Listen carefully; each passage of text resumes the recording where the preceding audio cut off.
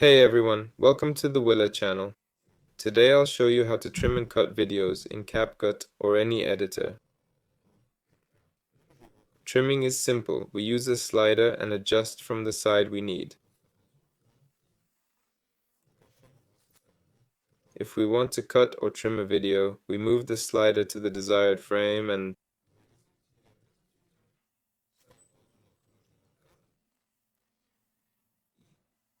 click here to crop, or use the hotkey Ctrl+B. We can trim the video like this.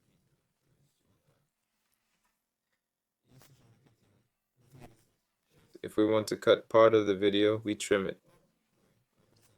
For example, I want to cut between 16 and 10 minutes.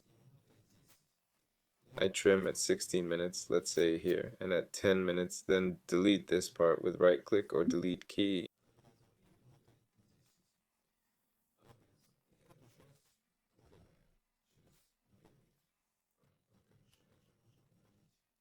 Now we're left with the parts before and after. That's all for today. Like, subscribe, and take care, everyone. Bye.